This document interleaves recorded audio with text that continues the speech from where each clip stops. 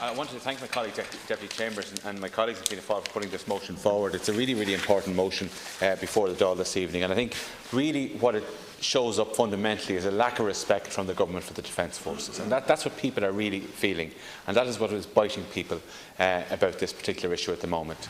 I have to say, Ceann Comhairle, that the lack of sympathy, the lack of empathy from the government is not shared by the general population of Ireland. A constituent rang me this morning. He was in a public house last night. He said this was the talk of the public house. He said the reason why people are so annoyed about this issue, first of all, is sympathy for the individual plights of the members of the Defence Forces, but also, and most importantly, because of the honour that the Irish Defence Forces have brought to this country throughout our history. We are an independent, sovereign, neutral country, and that neutrality has actually allowed our Defence Forces to prosper and to gain an unbelievably proud reputation around the world for fairness, even-handedness and efficiency. But what's happened is that the government, through a distinct lack of respect for the Defence Forces, exemplified entirely by what Deputy O'Keefe pointed out, and others have too, by the lack of a Cabinet Minister for Defence other than the Taoiseach.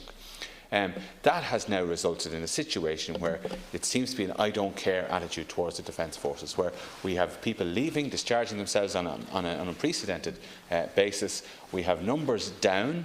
It must be the only public sector area where numbers are down, where equipment is in trouble and where missions are difficult to accomplish.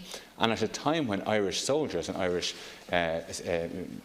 sailors and other members of the Defence Forces really would be sought out all over the world for help in difficult situations, as they've done all through the past. And it's worth recalling as well members of the Defence Forces who have given their lives for this country and for the projects and the peacekeeping and peace enforcement that they've been involved in over the years.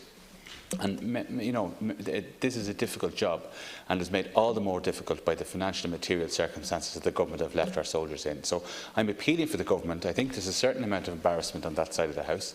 They need to look seriously at this issue and think of these soldiers and think of the good that they do on behalf of this country right around the world.